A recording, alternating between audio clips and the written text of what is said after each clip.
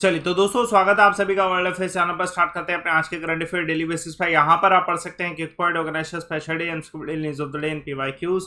आप मेरा Telegram channel join करें, अमन सर वाईफाई स्टडी, थोड़ा आपको इस वीडियो का पीडीएफ मिल सके। रेगुलर ये वीडियो जो है 6 AM पर आती है और आपको बेनिफिट ज़्यादा होगा अगर आप रेगुलर देखेंगे। और ये आपके लिए लाइव अमन कोड, ये लिमिटेड ऑफर है, कुछ ही दिन का बचा या 1 या 2 दिन का 20% डिस्काउंट आप सब्सक्राइब कर सकते हैं अनअकैडमी के कोर्सेज पे। लाइव अमन कोड यूज करके 20% डिस्काउंट आपको मिल जाएगा। चलिए पहला क्वेश्चन आप सभी के सामने, हाल फिलहाल में कौन से देश की मिलिट्री अथॉरिटी ने जो है एग्जीक्यूट किए हैं 4 डेमोक्रेसी एक्टिविस्ट? तो ये म्यांमार में किए गए हैं। आप सभी जानते हैं कि म्यांमार में मिलिट्री रूल है, तो जो है 4 डेमोक्रेटिक जो एक्टिविस्ट थे उनको एग्जीक्यूट किया गया है मिलिट्री के द्वारा। तो ये पहली बार कैपिटल पनिशमेंट का यूज़ किया गया 10 सालों में। पिछले 10 सालों में जो कैपिटल पनिशमेंट है पहली बार यूज़ किया गया। आप सभी जानते हैं नोबेल लॉरेट जो ऑंग सान सू की हैं उनके द्वारा भी किसी भी तरीके का कोई कमेंट नहीं किया गया इस एग्जीक्यूशन को लेके। और जो जितने भी व्यक्ति जिनको एग्जीक्यूट किया गया था, एग्जाम्पल के तौर पे एक्टिविस्ट को जिमी और उसके अलावा एक लॉयर थे फायो जिया, तो इनके जो फैमिली मेम्बर्स हैं उनके साथ भी जो है इन्हें नहीं मिलने दिया। इनको एग्जीक्यूट इस एक्यूजिशन पे किया गया था कि इन्होंने टेरर एक्ट जो है इस इनके ऊपर लगाया गया था। तो ये एक इम्पोर्टेंट है और इसके ऊपर अभी ह्यूमन राइट कमीशन का किसी भी तरीके का कोई स्टेटमेंट है नहीं। मे बी थोड़े समय में इस पर भी स्टेटमेंट ज़रूर आएगा। Let's see the next question. Wasifa Nazreen जो है फर्स्ट कौन से देश के व्यक्ति हैं जिन्होंने स्केल किया वर्ल्ड का सेकंड हाईएस्ट पीक यानी कि K2? तो आंसर है बांग्लादेशी। ये जो है वसीफ़ा नजरीन जी जो है ये बांग्लादेश से है और K2 डेफिनेटली दुनिया का सेकंड हाईएस्ट माउंटेन है और थोड़ा सा डिफ़िकल्ट है। इवन माउंट एवरेस्ट से टेक्निकली देखा जाए तो डिफ़िकल्ट है टू क्लाइम, क्योंकि टेरिबल वॉलेटाइल टेम्परेचर है इसका। अभी तक सिर्फ 20 ही महिलाएं हैं जो 1954 से लेके अभी तक जो है इसको स्केल आउट कर पाई हैं।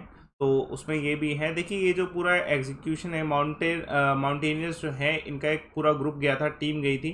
टीम में 21 मेंबर्स थे। एलाइट एक्सपीड के नाम से ये था और इसे जो स्पॉन्सर किया गया था रेनिटा लिमिटेड के द्वारा किया गया था। बहुत सारे प्रसिद्ध क्लाइंबर जो हैं जैसे मिंगमा टेंजी शेरपा जो है, मिंगमा डेविड शेरपा जो है, निर्मल पुरजा जो है, ये सभी जो है इसका हिस्सा रहे।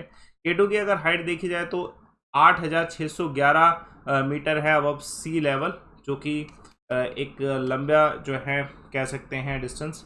और इनका जो रेट रहा है 100% सक्सेस रेट रहा है जो क्लाइम किया इन्होंने। चलिए प्रधानमंत्री मोदी जी के द्वारा फाउंडेशन स्टोन रखे जाएंगे हेडक्वार्टर बिल्डिंग के IFSC का गुजरात में कौन सी तारीख को? तो आंसर इस क्वेश्चन का 29 जुलाई।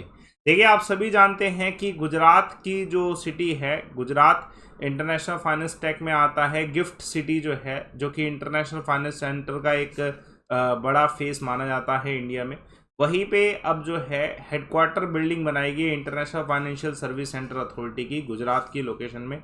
इसके फाउंडेशन स्टोन जो है रखे जाने वाले हैं, मतलब इस बिल्डिंग को बनाया जाने वाला है, ठीक है। और फाउंडेशन स्टोन 29 जुलाई को रखे जाएंगे, खुद प्राइम मिनिस्टर के द्वारा इसे जो है किया जाएगा। डेफिनेटली अगर बात करी जाए international financial service centre authority की, तो एक यूनिफाइड रेगुलेटर होगा डेवलपमेंट और रेगुलेशन करने का फाइनेंशियल प्रोडक्ट्स का, फाइनेंशियल सर्विस का, फाइनेंशियल इंस्टीट्यूशन का पूरे इंडिया में इंटरनेशनल सर्विसेज प्रोवाइड कराने के लिए फ्रॉम इंडिया।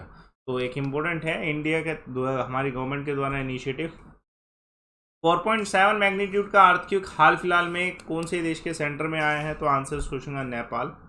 देखिए 4.7 मैग्नीट्यूड कुछ ज़्यादा वैल्यू नहीं है, किसी तरीके का जो है किसी तरीके का डिस्ट्रक्शन नहीं हुआ, किसी तरीके का कोई नुकसान नहीं हुआ, लेकिन फिर भी अपडेट मिल सकता है। क्योंकि आप सभी जानते हैं कि नेपाल में इससे पहले 25 अप्रैल 2015 में 7.8 जो है मैग्नीट्यूड का अर्थक्वेक आया था, जिसकी वजह से 8,960 के आसपास लोग मरे थे और 22,000 के आसपास लोग जो है इंजर्ड हुए थे। लेकिन अभी ये 4.7 मैग्नीट्यूड का जो अर्थक्वेक आया ये नेपाल के सेंट्रल लोकेशन में आया है, ठीक है। और डेफिनेटली ये जो लोकेशन है इस पर आपको आ सकता है, हेलाम्बू जो है डिस्ट्रिक्ट है वहाँ पे 100 ईस्ट ऑफ काठमांडू, ठीक है। तो डिस्टेंस एक लोकेशन आपको मिल सकती है। Let's see the next question. कौन सी कंट्री के प्रेसिडेंट जो हैं शी जिनपिंग जो है चाइना के हेड जो है उनसे मिलने वाले हैं और G20 का जो ट्रिप है उससे भी संबंधित है ये। तो आंसर इस क्वेश्चन का इंडोनेशिया। देखिए इंडोनेशिया के जो प्रेसिडेंट है जोको विडोडो, ठीक है, ये इनका विजिट है बीजिंग के लिए, है ना, और ये मीट करने वाले हैं। कह सकते हैं कि चाइना के जो हेड हैं वो अभी तक प्रेसिडेंट शी जिनपिंग किसी से भी जो है फेस टू फेस कनेक्ट नहीं हुए हैं, लेकिन ये मे बी पहली बार जो है फर्स्ट ट्रिप ऐसी है जिसमें ये कनेक्ट होने वाले हैं पैंडेमिक के समय में, है ना। आप सभी जानते हैं कि China, Japan, south Korea, Indonesia ये सभी जो है T20 के मेंबर हैं, जिसमें 19 मेजर नेशंस हैं और यूरोपियन यूनियन है। और जो ग्रुप जो है 20 सबमिट का, इसमें जो है अभी होस्ट कौन कर रहा है, खुद इंडोनेशिया ही होस्ट कर रहा है। तो इसलिए इंडोनेशिया के प्रेसिडेंट जो है हर जगह विजिट कर रहे हैं, पहले चाइना विजिट कर रहे हैं, फिर ये जो है प्राइम मिनिस्टर जापान के जो हैं उनसे वहाँ विजिट करेंगे, फिर साउथ कोरिया। तो इनकी ये विजिट लोकेशन जो है रहने वाली है और डिस्कशन रहेगा G20 को लेकर। Let's see the next question. कौन सी स्टेट के चीफ मिनिस्टर ने हाल फिलहाल में एक एरियल सर्वे किया कावड़ यात्रा को लेके? तो डेफिनेटली कावड़ जो है यूपी से ज़्यादा संबंधित है, यूपी या उत्तराखंड होता है तो यूपी इसका आंसर है। तो यूपी के चीफ मिनिस्टर योगी आदित्यनाथ के द्वारा एक एरियल सर्वे किया गया उस रूट का जहां से कावड़ यात्री जो है पहुंचते हैं, ठीक है, कावड़ की यात्रा को कंप्लीट करने के लिए। ये मेरठ का लोकेशन है, फाफगाड, मेरठ, मुजफ्फरनगर ये और बाकी अन्य डिस्ट्रिक्ट जो हैं, क्योंकि बेसिकली बहुत सारे फेमस टेम्पल उसमें से, जैसे पूर्व महादेव टेम्पल है, ठीक है, फाफकाट में, और उसके अलावा, ठीक है, अगरनाथ टेम्पल है मेरठ में। इन सब को जो है एरियल व्यू से उनके द्वारा देखा गया। उसके अलावा जो है इंस्ट्रक्शन दी गई डिस्ट्रिक्ट मजिस्ट्रेट को, एसपीज को, कि वो पर्सनली जो स्पोर्ट्स हैं उन सभी को देखें, और इवन जो है हेलीकॉप्टर्स आईजी मेरठ रेंज के जो हैं उनके द्वारा एरियल व्यू किया गया, और जो फ्लावर्स हैं वो जो है शॉवर किए गए। तो ये एक इम्पोर्टेंट क्वेश्चन है, आ सकता है। Let's see the next question. आप सभी जानते हैं भारत के नए राष्ट्रपति बने हैं द्रौपदी मुर्मू जी, और ये भारत के कौन से राष्ट्रपति बने हैं? तो 15 राष्ट्रपति, क्योंकि इन्होंने ओथ अभी ली है, तो अब ये डिस्कशन एक बार कर लेते हैं। 15 प्रेसिडेंट ऑफ इंडिया हैं द्रौपदी मुर्मू जी, जो ओथ शपथ दिलवाई गई chief justice of India NV Ramana ji के द्वारा। कहाँ पे? सेंट्रल हॉल ऑफ पार्लियामेंट, वहाँ पे, इस लोकेशन में। डेफिनेटली ये हमारे देश की एक डेमोक्रेसी की खास बात है, ठीक है, लेडी फ्रॉम द पुअर, ठीक है, बैकग्राउंड। और मैं कह सकता हूँ कि जो फर्स्ट ट्राइबल वुमेन है, तो ट्राइबल्स को भी जो है आगे आने का मौका मिल रहा है और देश की सबसे ऊंची पोस्ट पर आने का मौका मिल रहा है। ये इंडिया की डेमोक्रेसी की अचीवमेंट है, और ये दर्शाता भी है कि एक भारत श्रेष्ठ भारत का नारा जो है सिर्फ और सिर्फ बोलने में नहीं है, इसको एक्ट में भी लिया जा रहा है। अभी 75 ईयर ऑफ इंडिपेंडेंस है, तो उससे संबंधित जो है और डिस्कशन भी जो है किए गए हैं, चलिए, खुद राष्ट्रपति जी के द्वारा। Let's see the next question. कौन सी कंट्री ने स्ट्रॉन्गली कंडेम किया है जो कि इराक में किलिंग हुई है? तो इंडिया के द्वारा ही, इंडिया ने मीन्स सपोर्ट किया है, अपोज टर्की को किया है।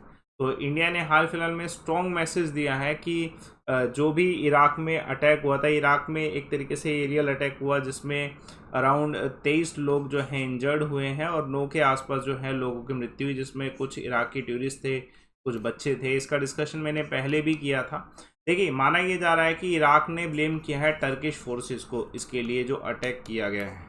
तो डिप्लोमेटिक रॉब इस पे चल रहा है इन दोनों देशों के बीच में।